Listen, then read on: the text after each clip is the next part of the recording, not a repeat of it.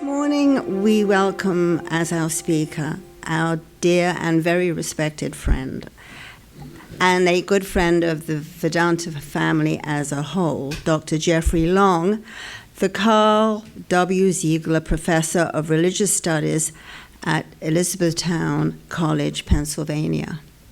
Dr. Long is a longtime practitioner of Vedanta and in 2018 received the Hindu American Foundation's Dharma Savor Award for his efforts to help Americans understand Hinduism in academia and public schools. He is the author of many books on Jainism, Hinduism, and more.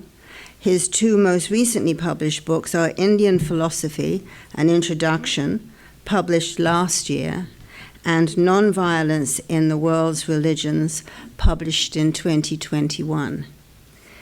Another of Dr. Long's books, Hinduism in America, A Convergence of Worlds, just recently received a book award from the Dharma Academy of North America. The subject of his talk today, which has garnered a great deal of interest, is George Harrison and Vedanta, A Spiritual Journey Through Music. There will be time afterwards for Q&A, and after that we have another special treat. Soma will be offering a kirtan here today, and we are very much looking forward to that. They were here previously, and everybody thoroughly enjoyed them. Anyway, Dr. Long, please. Thank you, Diane, for your very kind introduction. And to everyone, namaste, namaskar, good morning.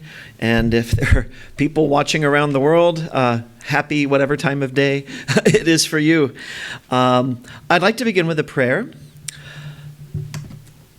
Om Jananim Saradam Devim Ramakrishnam Jagadgurum Padapadme Tayo Shritva Pranamami Muhur Muhuhu. Holy Mother Sharada Devi, Ramakrishna, world teacher, having taken refuge in thy lotus feet, I pay my respects to you again and again. Om Shanti, Shanti, Shanti. Om Peace, Peace, Peace. I'm very happy to be here today, as I always am. It is such a privilege to speak at any Vedanta Society, and the Vedanta Society of New York is the original Vedanta Society, started by Swami Vivekananda in 1894. So this place has a very special place in my heart, so I'm very grateful to be here with all of you. I'm always received here with great kindness and hospitality, and this time has just been exactly the same. I love the fact that up here near the altar, we have an array of musical instruments for the kirtan performance later on. And, musical instruments are divine, right? They are a means through which divinity comes into the world in the form of music.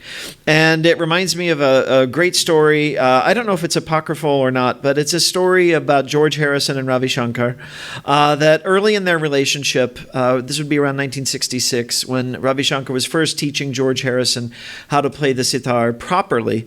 Apparently George had been playing it improperly before that. He'd been playing it like a guitar. And the sitar first appears in a rock song on the Beatles song Norwegian Wood from 1965. And Ravi Shankar heard it and was horrified. He said, it sounds like someone's just plucking away at this. And so he taught George how to play properly.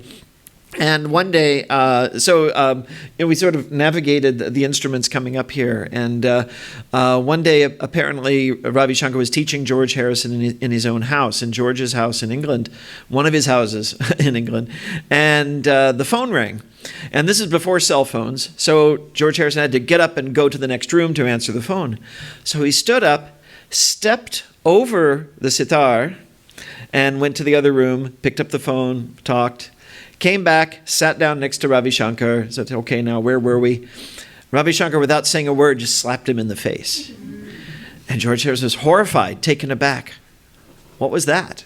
And Ravi Shankar points to the sitar. He said, that instrument is God. He said, you treat it accordingly and show it respect. So there's a whole different sensibility from what George Harrison had been accustomed to in the world of rock and roll. But anyway, I thought of that as soon as I saw the instruments up here up here at the temple.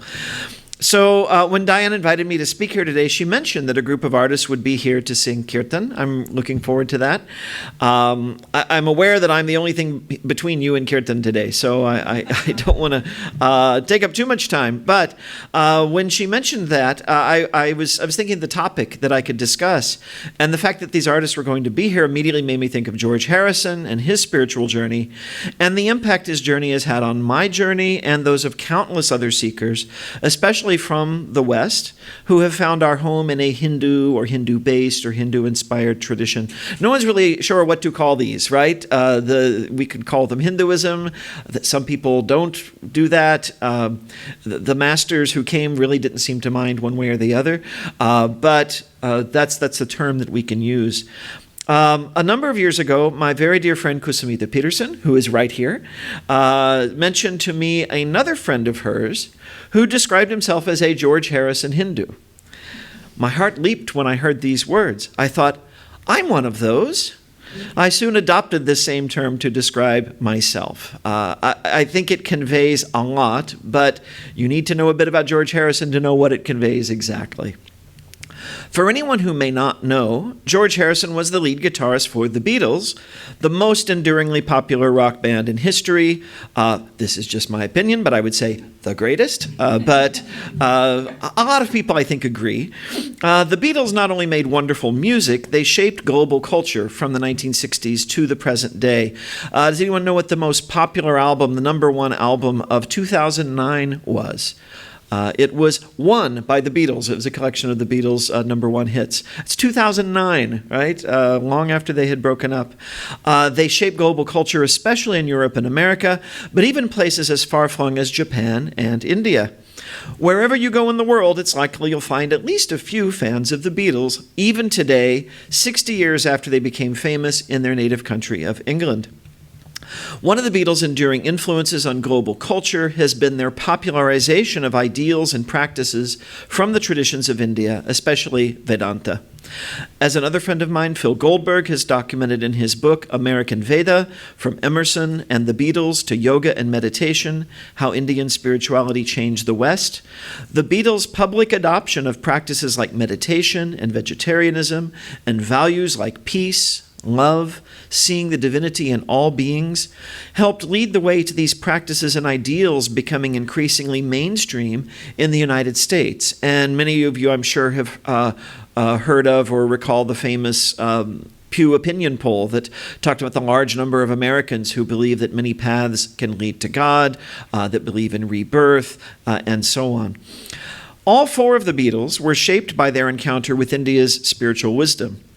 Of the two who remain with us in the body today, Paul McCartney and Ringo Starr, they both continue their practices of meditation and vegetarianism. During a celebration of his 80th birthday, which was broadcast live in 2020 on Sirius XM Radio, I was quite pleased to hear Ringo say that the greatest gift he'd ever received was his mantra given him by the Maharishi Mahesh Yogi, and that he still uses it to the present day. Paul McCartney regularly promotes vegetarianism and kindness to animals.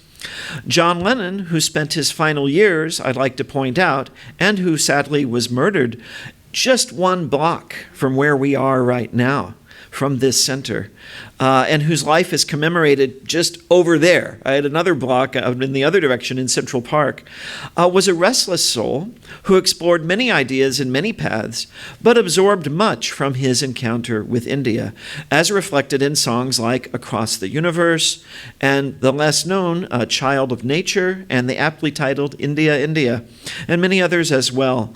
It was from John Lennon's Across the Universe that I first heard the phrase, Jai Guru Deva.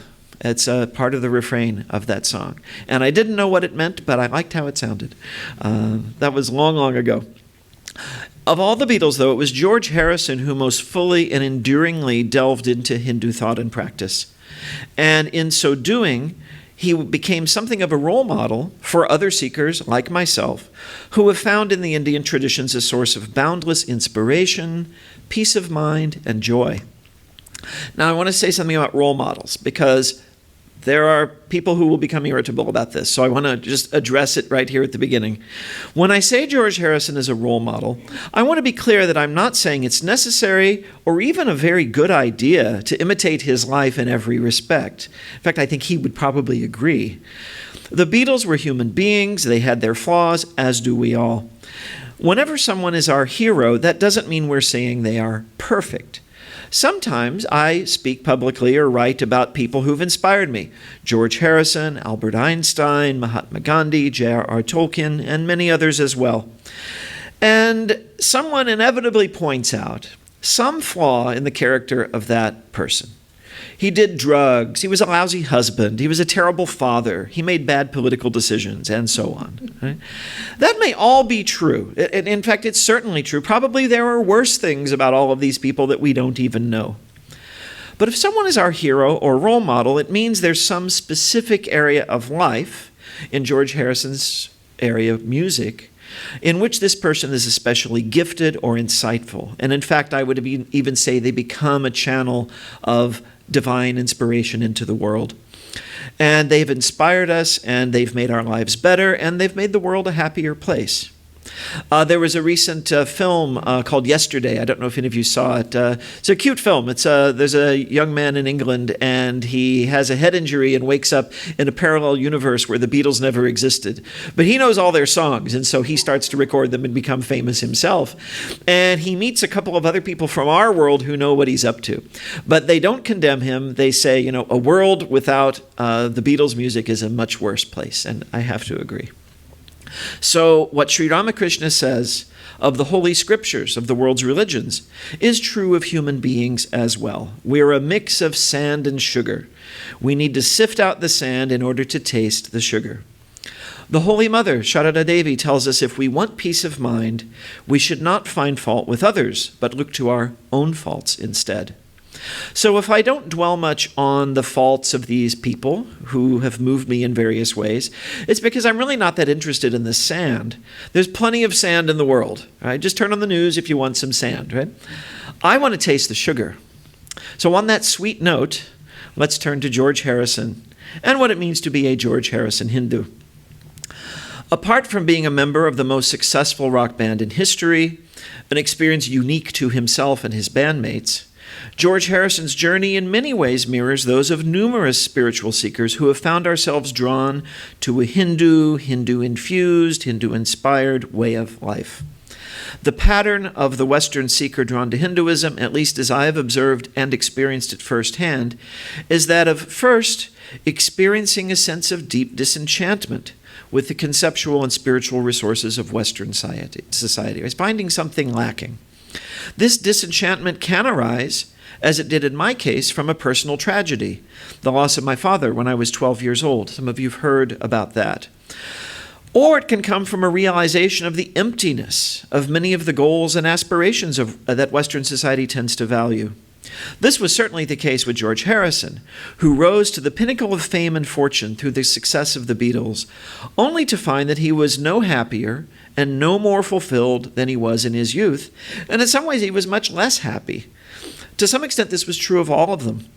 In the words of John Lennon, who wrote the lyrics of the song Help, my independence seems to vanish in the haze, right? Imagine a life where you could not walk outdoors without mobs of people coming and screaming after you. That would not be fun, right? That would be like a prison. Secondly, not having been raised in the Hindu tradition, a Western seeker is usually eclectic, sampling from a variety of traditions before settling on the one that works for them. And even then, maybe continuing to draw upon varied spiritual resources. This is not a problem, given that many Hindu traditions that have come to the West typically do not disallow such eclecticism or pluralism, or maybe even actively promote it. This is certainly the case in the Vedanta tradition of Sri Ramakrishna, the Holy Mother, and Swami Vivekananda, which has has become my spiritual home.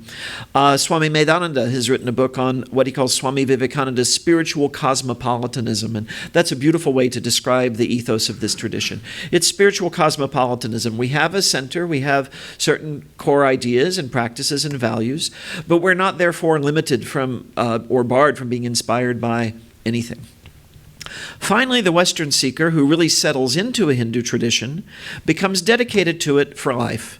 And this is not a mere dabbler, right? We have now people who have been dedicated for many decades to their particular path, their guru, their teaching. It's often the case that people who are born Hindu are suspicious of Western seekers because many, in fact, quite frankly, are dabbling or passing through a phase before they finally return to a more conventionally Western way of living and thinking. There's the notorious issue of cultural appropriation, which we see all the time, people adopting symbols and terms and so on without really understanding them properly, and often making a great mess of it in the process. This is the notorious U-turn to which some contemporary Hindu authors have referred. I think Rajiv Malhotra might have coined that term. But we're not all U-turners. There are Western Hindus whose dedication is lifelong and profound, with many taking monastic vows. This has been the case with many of my friends who are Swamis and Pravajakas in the Ramakrishna order and in other sampradayas as well. So there are people passing through phases and so on, and they're, as they would say in the 60s, they're on their trip, But there are people who are very serious, and we've seen now, it's been a while since the 60s, and there are people who've been dedicated to all of this for a very long time. George Harrison's life story can readily be seen to fit the pattern I've just described. First, his awakening to a Hindu spiritual path was precipitated by the existential crisis brought on first by the fame of the Beatles and then catalyzed by his experiences with the psychedelic drug LSD. Secondly, George Harrison drew from a variety of Hindu traditions and teachers before settling on a particular one, the Gaudiya Vaishnava-based tradition of ISKCON, the International Society for Krishna Consciousness, more popularly known as the Hare Krishnas. But he was neither exclusive nor rigidly orthodox in his ISKCON adherence. This is illustrated by the fact that he wore only 2 rows of tulsi beads rather than the traditional 3 of a full ISKCON initiate. A good friend of mine, Joshua Green, who is a fully initiated member of ISKCON and an author of a wonderful book about George Harrison, once said to me that he thought George was keeping his options open, and that's what the 2 beads meant, right? So I love this, and there are other things too. George continued, for example, to cite from the works of both Swami Vivekananda and Paramahansa Yogananda until his passing, and he reconnected, this is not very well known, but with the Maharishi Mahesh Yogi. It was long thought that the Beatles had kind of a falling out with the Maharishi. That was a bit overstated, and both George Harrison and Paul McCartney subsequently reconnected with the Maharishi before the Maharishi passed on. Finally, while continuing to be eclectic and open-minded, Harrison maintained his affiliation to the end of his life, chanting the name of Krishna on his deathbed, surrounded by friends from the tradition who maintained a constant vigil and ensured that a spiritual atmosphere was preserved. George's wife, Olivia Harrison, famously noted near the close of Martin Scorsese's excellent documentary on his life and journey, Living in the Material World, which I highly recommend, that at the moment of his final passage from his body, George, quote, lit up the room. She goes on to say, George was at peace and ready. There was a great light in the room when he passed. Such a peaceful death is seen as a great blessing in the Hindu tradition and in many traditions. It's a result of serious and deep sadhana, or spiritual practice. Indeed, George had dedicated much of his life to what he famously called the art of dying. It sounds gloomy, but it's not. What he means is the preparation for our passage beyond this life, ideally to a state of liberation and oneness with the infinite. He describes this in a song called The Art of Dying, from his 1970 masterpiece, my favorite album of all time, All Things Must Pass. Go and download it right after you've heard this talk. From the lyrics, George writes, "There'll come a time when all of us must leave here. Then nothing Sister Mary can do will keep me here with you, as nothing in this life that I've been trying could equal or surpass the art of dying." And then he delves into what he means by this. From the moment we're born, we're dying. right? If you ask, what is the number one cause of death?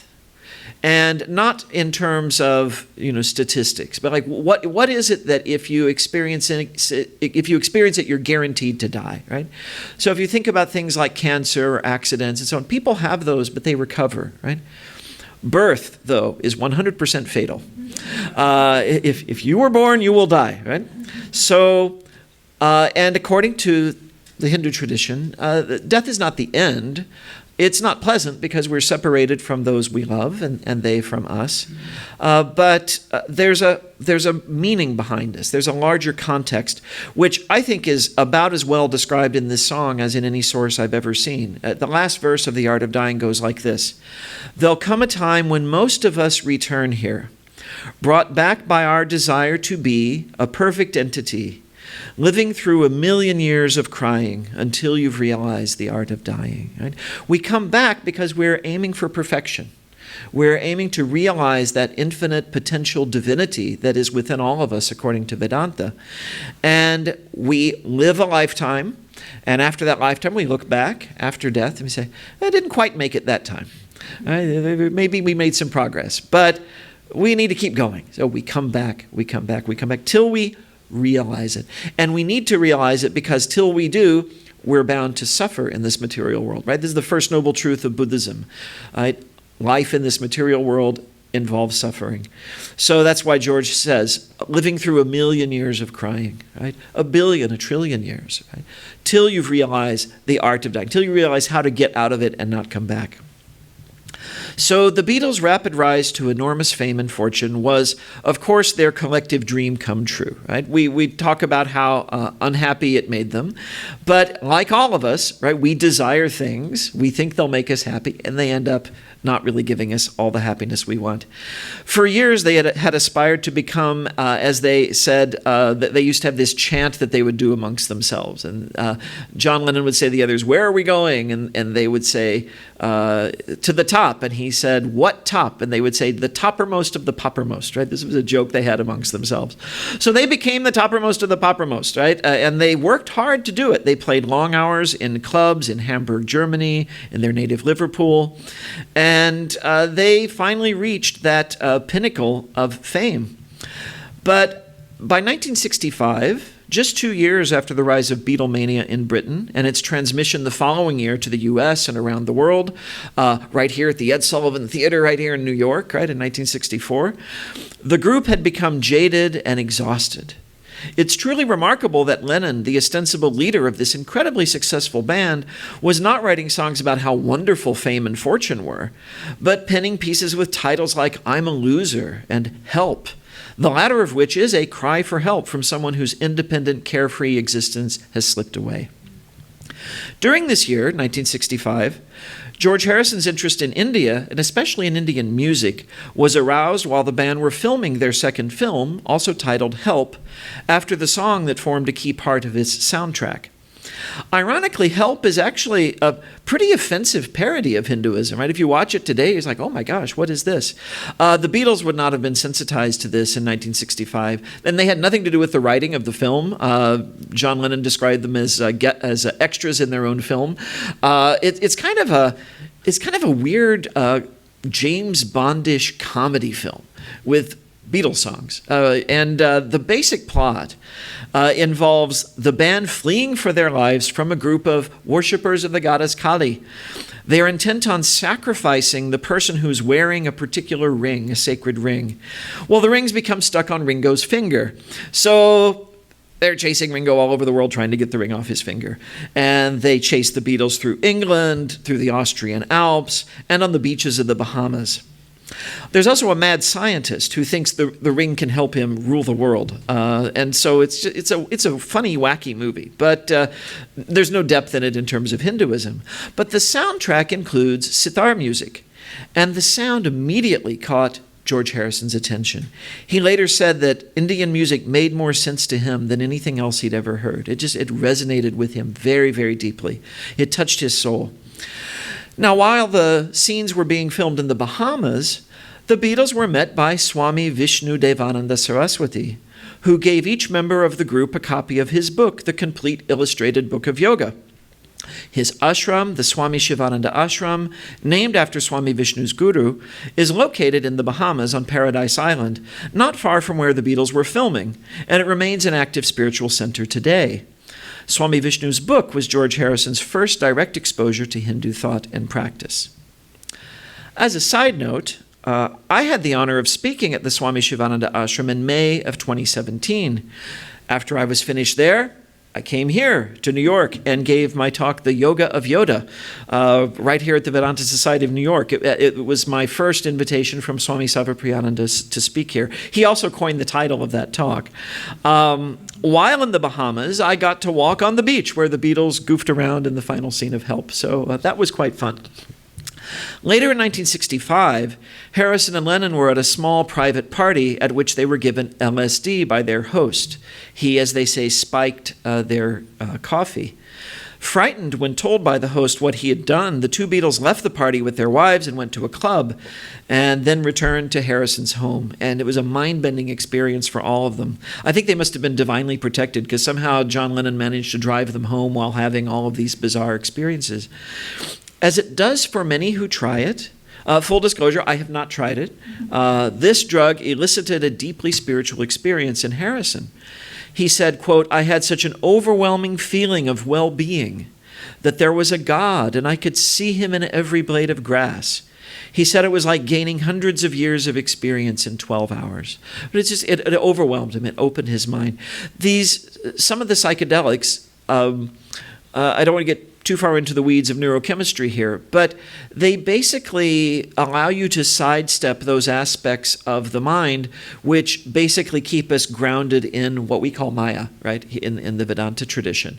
And some of the experiences that people have in that state are overwhelming to them. They're too much to process. Sometimes people have very, I want all listeners to not go out and try, at least in any unsupervised way, any of the, there are people now doing it under the supervision of doctors, and so in a much more measured way, and I think that may have benefits. I've been told it's very good for people with PTSD and that sort of thing. But people who've meditated for many years will often relate to some of these experiences, because you touch some of these things through meditation, but in a much more controlled and sustained and sustainable way. And there's a story, again, maybe apocryphal, about Neem Karoli Baba, one of the very famous Hindu teachers, and one of his students, Ram Das, took him some LSD as a gift, and not knowing that you're only supposed to take a tiny bit of it, apparently Neem Karoli Baba gulped down a bunch of it, and before Ram Das could stop him, he sat for a few minutes, and then he opened his eyes and he said, "That's really nothing special. I've seen all of this before." Right? So, but for someone who's never experienced it, it's overwhelming, right? And it was very mind-opening for the Beatles. Combined with his interest in Indian music, this dramatic experience drew Harrison toward the spiritual path. He would soon set aside drug use in favor of a more natural, sustainable route to spiritual experience through meditation. In addition to studying the sitar directly under the able guidance of the maestro Ravi Shankar, whose music was also popularized by his association with Harrison, Harrison began to study Hindu philosophy more deeply. And I just want to note that I think his friendship with Ravi Shankar is probably the most significant event of his life in terms of his encounter with India. Ravi Shankar became, not in a formal sense, but something of a guru to George Harrison. And till George Harrison's passing, he regularly visited India to see Ravi Shankar, and much of what he learned from Ravi Shankar, not only the music, but the whole culture. On a visit to India after the Beatles' last tour of America in 1966, George stayed in a houseboat in Kashmir, taking with him two books, Swami Vivekananda's Raja Yoga and Paramahansa Yogananda's Autobiography of a Yogi. Influences from both these Hindu masters can be discerned in Harrison's interviews and song lyrics for the rest of his life. And I want to make a side note about this too. All of us who love and write about George do so from the perspective of our particular path, and so we emphasize different things. Philip Goldberg, who was part of the TM tradition, emphasizes George Harrison's influence from Maharishi Mahesh Yogi, though he also talks a lot about Yogananda as well, and Phil's also written a book on Yogananda. Joshua Green from ISKCON writes a lot about his experience with ISKCON, and I never fail to mention that he took Swami Vivekananda's Raja Yoga with him on his first trip to India. So we have to keep that in mind. Yogananda, though, in particular, had a special fascination for George during this period. When the Beatles were in the process of designing the cover for their 1967 album, Sgt. Pepper's Lonely Hearts Club Band, widely viewed as a masterpiece, another one you should go download right away if you don't already have it, they settled on the idea of depicting the faces of figures who had influenced them. The figures included actors and fellow musical artists like Bob Dylan, but also major literary figures and philosophers like Edgar Allan Poe and Carl Gustav Jung. Beyond the figures on whom the entire group agreed, each member was allowed to select 4 figures of special interest to himself. George chose Paramahansa Yogananda, Yogananda's guru, Sri Yukteswar Giri, Yogananda's Param Guru, Lahiri Mahasaya, and Babaji, the figure to whom Yogananda ultimately traces his lineage, an ancient yet youthful-appearing Himalayan sage who many believe to still be alive today. Swami Vivekananda's influence can be seen in George's eclecticism and in comments about the spiritual path he would continue to make until his death. In a recorded conversation with the founder of ISKCON, A.C. Bhaktivedanta Swami Prabhupada, to whom George was very close, this recorded conversation included John Lennon, Yoko Ono, and George Harrison. In this conversation, George seems to differ with Prabhupada on the exclusive spiritual efficacy of the Hare Krishna mantra, emphasizing pluralism and that the intent behind a mantra is a decisive factor in determining its efficacy. These ideas come from Swami Vivekananda's writings. A series of home movies made by George during his various trips to India and included in Scorsese's documentary shows George visiting the Kali temple at Dakshineshwar. And this was, of course, the residence for many years of Swami Vivekananda's guru, our guru, Sri Ramakrishna Paramahansa. In late 1967, the Beatles began their association with the Maharishi Mahesh Yogi, the founder of the Transcendental Meditation movement. This well-documented association culminated with a trip to Rishikesh, India in early 1968 to the Maharishi's ashram, where the Beatles continued their studies of meditation, as well as writing many of the songs which would appear on their famous White Album, which would be recorded and released later that same year. The album is actually just called The Beatles, but it has a plain white cover, so people call it the White Album. The Beatles' sojourn in Rishikesh is beautifully recounted in the documentary The Beatles and India, An Enduring Love Affair, which just came out fairly recently, a few months ago. And it also shows how the ashram itself has been restored. It's kind of a tourist attraction now. It's almost like a museum. You can go and a guide will tell you, here's the room where Paul stayed, and here's the room where George stayed, and so on. The Beatles' association with the Maharishi was deeply significant, but also relatively brief, just a few months. In 1969, George Harrison entered a much closer and more enduring relationship with ISKCON. His support for this tradition was so strong that when the group was having trouble finding land to build a temple in London, he gave them one of his houses. He said, here, take my house. Let that be the temple. Right? A question that is often asked to Westerners, to people like George Harrison who've taken up a Hindu spiritual path, is how our families have reacted to this choice. In his book, How to Become a Hindu, Sadguru Shivaya Subramanya Swami, an acharya in the Shaiva Siddhanta tradition, the founder of the journal Hinduism Today, and himself a Westerner born with the name Robert Hansen, argues that it is important as much as possible to treat members of the religion to which one is born, especially one's family, with kindness and compassion. Right? The idea is not that you are turning your back on or rupturing a relationship. The idea is that you're deepening something, right? This is beautifully illustrated in a letter that George wrote to his mother when she expressed concerns about the Beatles' association with the Maharishi. George, like myself, was raised Roman Catholic, and I feel that his letter lovingly expresses his experience of his adopted path. He writes as follows. This is George talking to his mother. Thanks for your letter last week, and if it's any comfort to you, don't worry about me or don't think anything negative about Maharishi. He's not phony. He's not taking any of our money. All he's doing is teaching us how to contact God. And as God is not divided into different sects, as our religious leaders here make out by their prejudices, it doesn't affect my dedication to Sacred Heart in any way. Sacred Heart was the Catholic parish in which he was raised. It only strengthens it. Don't think that I've gone off my rocker, because I haven't. But I now love you and everybody else much more than ever. So it's not that bad, is it? So this was George Harrison's understanding of the spiritual path and what he was doing. And George here expresses the sentiment of many Westerners who are drawn to a Hindu path, that such a journey is not a matter of switching sides, right? It's not like you've changed, what your favorite football team is or something, superficial like that. It's not tribalism, right?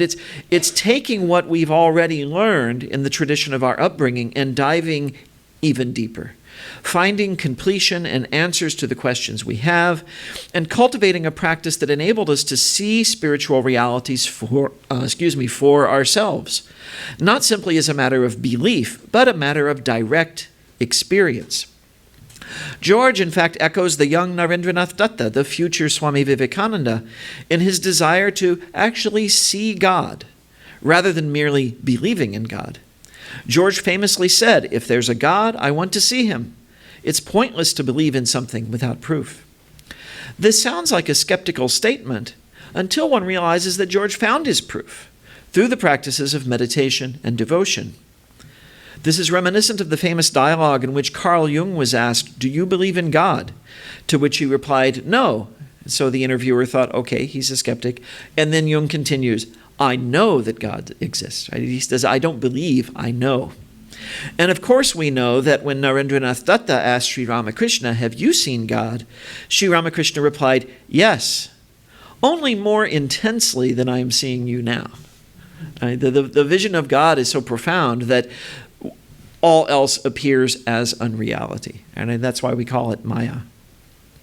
George most famously expresses his longing to see God in his first major hit song after the Beatles' breakup, 1970's My Sweet Lord, also from the album All Things Must Pass, same album as Art of Dying. He says, "I really want to see you, really want to be with you, really want to see you, Lord, but it takes so long, my Lord." But then he continues, "I really want to know you, really want to go with you, really want to show you, Lord, that it won't take long, my Lord." When you start off the path, it seems like it's going to take forever.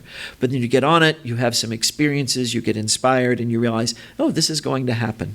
Right?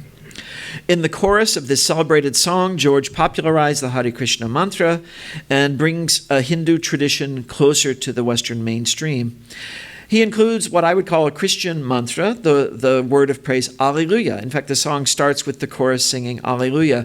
And you would think for the first few minutes of the song that it's a Christian rock song, till the chorus starts singing Hare Krishna, Krishna Krishna, Hare Hare, Hare Rama, Rama Rama, Hare Hare. And then from Shankaracharya's Guru Gita, Guru Brahma, Guru Vishnu, Guru Devo, Maheshwara, Guru Sakshat Param Brahma Tasmai Shri Gurave Namaha. To that teacher who is Brahma, who is Vishnu, who is the great Lord Shiva, who is the witness, the supreme Brahman, to that teacher I pay my respects. So it's a kind of universal prayer that George Harrison has incorporated into My Sweet Lord. Interestingly, the chorus that is singing is his own voice, multi-tracked. It's been recorded and redubbed about 20 times to make it sound like a choir. And one thing that I also love about George Harrison, and he realizes that spirituality can be joyful, right? It's not a humorless thing. He was full of humor, and sometimes it was very subtle humor. In the credits on the album All Things Must Pass, the chorus is dubbed the George O'Hara Smith Singers, and it was just him, right? Sometimes he would also guest star on other people's albums and play guitar on other people's songs. And in the credits, he would appear as Hardy Georgeson instead of George Harrison. So these are things that he liked to do. In terms of an enduring commitment, George's devotion to Krishna endured long beyond his initial association with ISKCON, lasting to the very end of his earthly life on the 29th of November, 2001, when he died of cancer, no doubt brought on by an unfortunate lifelong habit of smoking. References to this devotion specifically, and to Hindu philosophy more broadly, including the teaching of Swami Vivekananda, are present in his song lyrics, starting during the time of the Beatles themselves, and culminating with the prayer to Lord Shiva at the very end of his last album, Brainwashed, which was issued after George's death in 2002. George knew the album would only be released posthumously, as he was fighting cancer while he recorded it. At the very first song on it, it's called Any Road. It's got this beautiful refrain, if you don't know where you're going, any road will take you there. And it has some fantastic guitar playing on it. And some of it is his, but some of it is actually his son, Dhani. And Dhani, of course, means gift. And his son really is a gift to music. He's a prominent recording artist today. And he plays a lot of the guitar on the album as well, and sounds very much like his father. Right before Any Road begins, you hear George Harrison sort of... it's like he's giving directions to Dhani. He says, give me plenty of that guitar. And boy, he does, right? The guitar on that song is just incredible. And throughout the album, it's a very celebratory album, even though, or maybe because, he knows he's about to leave his body. So the title might puzzle people, Brainwashed. That doesn't sound good, right? That sounds like something that happens in a cult. George Harrison is saying, definitely not saying that the Hare Krishnas or Hindu movements are brainwashed. He's saying everybody else is brainwashing you. It's the materialism of our society, right? He says we're brainwashed in Washington, Westminster, and London. He says we're brainwashed by computer, brainwashed by mobile phone, brainwashed by the satellite, brainwashed to the bone, right? So he's railing against this materialism of our world. And in the middle of the song, it starts off with this sort of very, like strong kind of rock and roll beat. And then there's this interlude that's very quiet, and it sounds like Indian music, and you can hear a tabla playing. And a woman's voice recites a quote from Swami Vivekananda. It's one of my personal favorites. She says, "The soul does not love. It is love itself. It does not exist. It is existence itself. It does not know. It is knowledge itself." And then she quotes the book. She says, How to Know God, page 130. I always mention this to my students when I'm telling them to cite their sources. See, like even in the song, he cited his source. How to Know God is a translation and commentary on Patanjali's Yoga Sutras by Swami Prabhavananda. But the words cited in the song Brainwashed are actually Swami Vivekananda's, and they're from the complete works. Clearly, George continued to pursue his spirituality to the end of his life, reading works like How to Know God and continuing his meditation practice. I've written a lot. I've written more than I can actually tell all of you today. I'm probably going to turn this into a book eventually, but I want to allow time for discussion. But I do want to share one last element of this with all of you. If you look at George Harrison's journey through music, right? I've talked a lot about biographical details of his life, but the way I've really, I never met the man. The way I know him is through the songs, right? His spiritual journey can be mapped out into three phases. The first is the phase of his initial enthusiasm as he discovered Hindu thought and practice and took it up in earnest. This can be discerned in his more philosophical songs while he was still in the Beatles. I would especially point out a song called Within You, Without You from Sgt. Pepper's Lonely Hearts Club Band. It's basically, it's kind of a primer in Vedanta in a certain sense. And of course in his monumental album, All Things Must Pass. This first phase is followed by a phase where George seems to realize what a long and difficult path a spiritual journey can be. What some have called, following St. John of the Cross, the dark night of the soul.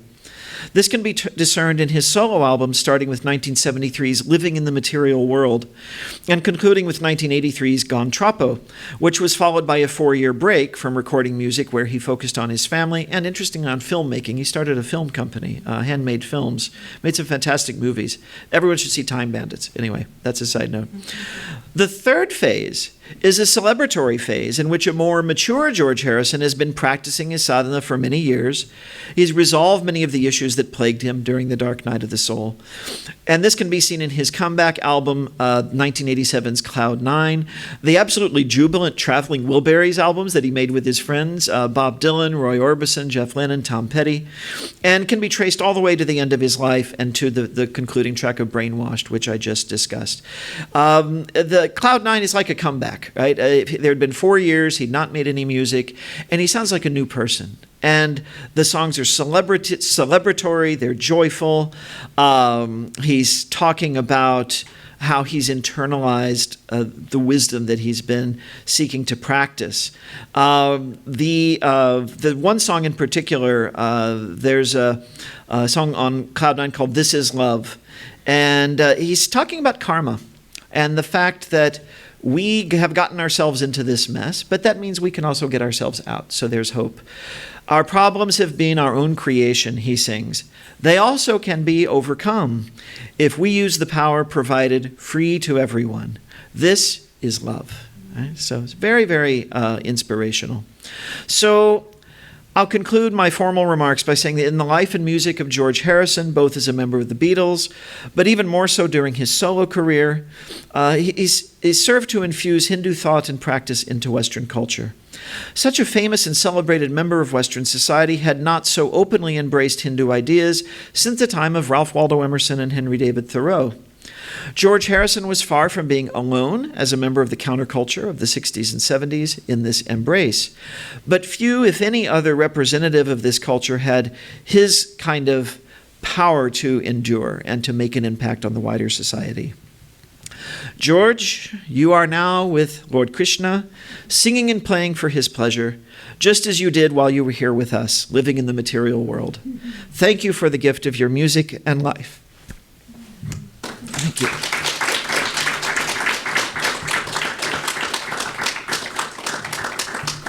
And there's a lot more. So if you have questions, we could. What I did not read to you is a album by album breakdown of the songs and the themes, and I can go into it if you want. But yes.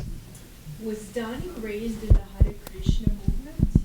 Was who? Donnie, this song. Oh, Donnie. I'm not sure what his relationship is with the movement, honestly. I'm not exactly sure.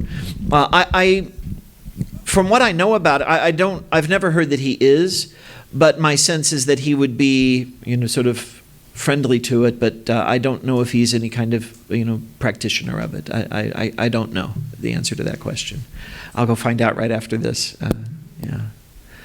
There were definitely interesting spiritual themes in his music, but nothing as explicit as what you see in George Harrison. So I don't know to what extent. He was raised in that atmosphere, though. I think you can definitely say that. It made an imprint on him. That I feel I can say with some certainty.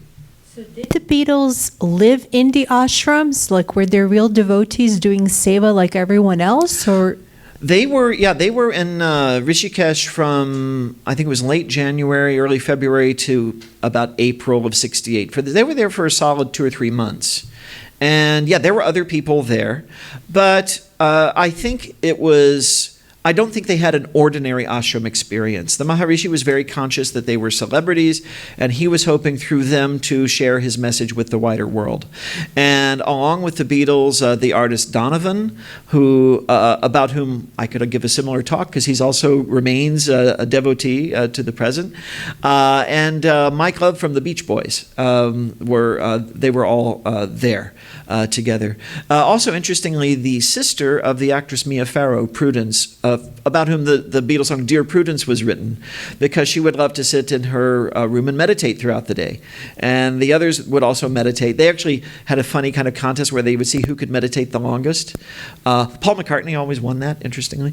But, they wanted to also socialize and chat. And so the song says, Dear Prudence, won't you come out to play, and so come out and be with us. So I don't think they had the kind of ordinary ashram experience that I think most people would have. They were given a special treatment for sure. And this was really the first time anything like this had happened. Right now, it's not uncommon for fairly famous people to participate in spiritual communities and so on. But I think very often, and I'm not saying anything negative about this. I think it's perfectly reasonable. The movement would like to see those people become their spokespersons, right? So that I don't think they have sort of necessarily the experience of the common person. Yeah. Great questions. So there's one in the back too. Yeah, one in the back and one in the front. You're going to get exercise with that, running the mic back and forth. Thank you for your great discussion. My question is that when you went to London a few years back, it's a sprawling mansion which has been donated by George Harrison to the Hare Krishna Society. So my question is that, was it generalized? It's a Hinduism he was attracted to, or it was just the Vedantic philosophy that you are referring? He looked like he was encompassing. Yes, yeah, it was quite encompassing. It was quite eclectic. That things appealed to him which he could practice and see the direct result of. He was very skeptical about, believing on faith, right? He wanted to see it for himself. And I think a great deal of this also has to do with who he actually personally encountered, right? And Ravi Shankar introduced him, my understanding of it was Ravi Shankar who introduced him to Prabhupada and to the ISKCON movement. And I don't want to say anything that is that I can't back up, but I remember reading that Ravi Shankar was not very pleased with their encounter with the Maharishi, and that his sense was that George would get a more authentic experience with the Hare Krishnas. And so he kind of encouraged George in that direction. That's my understanding, but that may be wrong. But even when he was connected with that, like I said, he was not exclusive. He kept reading other things and quoting other things. And so it was a much more kind of encompassing approach. Very, very similar to what we have, I think, in the Vedanta tradition. I think I saw Kusamita raised her hand, yes. I think he'll bring the mic so other people can hear. Another very well-known musical figure who was very close to Ravi Shankar was Philip Glass. Yes, yes. And Philip Glass actually took Ravi Shankar as one of his two main teachers in understanding music and how to compose music. And he was also a seeker on a spiritual path. And so I'm wondering, and he also composed a work on Sri Ramakrishna, the Passion of Ramakrishna. Absolutely. So I'm wondering if Philip Glass and George Harrison knew each other. That's a wonderful question, and I don't know. It's possible that their paths crossed, certainly. I don't know of any direct meetings. I haven't read of anything of that kind. But they had a mutual friend, obviously, in Ravi Shankar, and he collaborated very closely with both of them. Another musical piece everyone should go and download is Passages, which is the co-composition of Ravi Shankar and Philip Glass. And they did a very interesting experiment. They decided that Ravi Shankar would compose the sections with the Western music and the Western instruments, and Philip Glass would compose the portions that use more of the Indian instrumentation. And so it's woven together, and it's not entirely clear always who wrote what. Though some of Glass's trademark crescendos, long repetitions that you're waiting for it to kind of resolve itself, and it keeps going and going and going. There's a lot of that, and so it's definitely trademark Philip Glass. But there's a bhajan on there. Hey Nath Kripa Kijiye, oh Lord, give me grace. It ends with that song, and that's Ravi Shankar and Philip Glass collaborating. And I believe you know Philip Glass. I did work with him. Yes, yeah, and he has beautiful opera of the life of Sri Ramakrishna. Right. Philip Glass. Yes. He's 86 and he just has a work being performed at Carnegie Hall right now. Oh, okay. Yes, you can ask him. Alive and active. I guess did you ever meet George Harrison? Yeah, that would be the thing to ask. Yeah. My wife met Ravi Shankar, actually. This is before we met, but some of you might know she's a professor of Japanese. As she describes herself, she's an Indian teaching Japanese in America. And Ravi Shankar did a collaboration with a Japanese artist, And the Japanese artist came to Delhi, where Ravi Shankar was living at the time. It was in the early 90s. And they needed a translator. So my wife was teaching Japanese and, obviously knew English. So she got to translate between Ravi Shankar and this Japanese artist. And his daughter Anushka Shankar, who's a brilliant artist in her own right now, was 10 years old at the time. And was sort of dancing around in the garden. And so she loves to narrate that. And I always say, why didn't you stay in touch? I could have met Ravi Shankar. I could have met George Harrison. But anyway, we dream of these things. But yeah, my wife got to see Ravi Shankar perform with the Chicago Symphony in the late 90s. He was quite elderly by that point, but very strong performance. Age doesn't slow us down. We actually get better with age. Then the body starts turning on us. So, okay. All right. Okay. So, you mentioned about the other Western movie makers and artists like George. What do you think are the qualities of Hinduism that really attracted these kind of artists? Okay, I think that, and I can definitely tell you about George, but I see this with many other artists as well. There is, and it's dangerous to overcharacterize, because there are all these wonderful mystics in the Western tradition. They're an exception to everything I'm about to say. But the way many of us grow up with the dominant traditions in the West, it's very much about, believing, having faith, even if you can't really prove it or see it. Sometimes it almost seems to be the more outlandish the thing you believe, the better, right? That shows you really have faith. And the idea that there are specific practices, if you think of Raja Yoga, right? There are ways of modifying our consciousness through which we can actually perceive directly certain things. You can also see these traditions as providing a conceptual framework for human life that has a certain logic to it. The whole idea of karma and rebirth, the idea that we keep choosing to come back until we attain perfection, there's a certain logic to that, right? It's comforting because our loved ones still exist somewhere in some form. We will continue to exist somewhere in some form. But the ultimate point is not that. The ultimate point is that what happens to us in life in this framework therefore makes sense, right? There's a logic to it. We're not blaming it on God. We're not blaming it on a devil. It's us, right? And this is what Advaita Vedanta teaches, right? Ultimately goes back to the self. And so I think for people in the Western world who maybe are disenchanted with the dominant ways of thinking, I think it's very appealing. It's spiritual and scientific at the same time.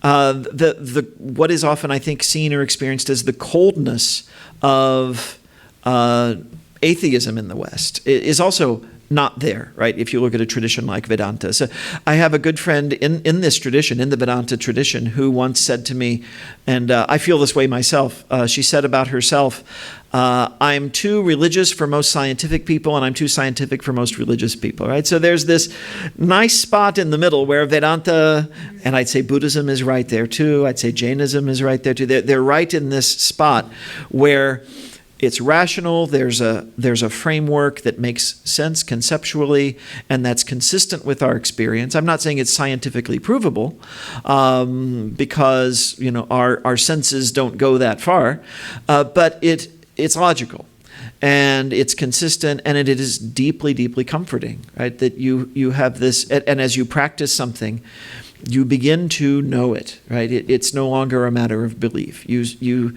sense that self, that presence, and you have experiences which are self-validating, right? They confirm themselves in a sense. You couldn't really persuade someone else this way, but it's like if you try it, you find that it works, and that it's a very and that doesn't mean it's always easy. And I mentioned George Harrison went through his phase of a number of years where it was quite a struggle, but you persist, and it makes life, the troubles of life, much easier to endure. Right? This is one of my favorite quotes from the Holy Mother. She says, one who makes a habit of prayer and meditation, for that person, they will remain calm and unruffled in the midst of the trials of life. And I find increasingly that it's true. The more I have this practice myself, I have these experiences that validate for me that I'm really glad I do this, right? I think some of you might have heard the story when I broke my ankle back in 2019, and how the doctor in the emergency room said, "I've never seen anyone who was so obviously in pain, who was so cheerful. You know, what's your secret?" And I said, "Pain is in the body, suffering is in the mind." And I don't know why I said that. It just kind of came out. And then he said, "Oh, what do you do for a living?" I said, "Well, I'm a professor. I teach, Asian philosophies." And so we got into a conversation about meditation and so on.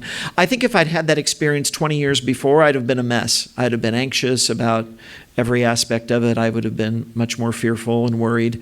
But it's just like, well, that's the material world, right? Living in the material world, these are the things that happen. So you endure them and know that that is not you, right? So I think that's what appeals to people in the West about all of this. All right. So kirtan time, I suppose. All right, wonderful. Thank you all.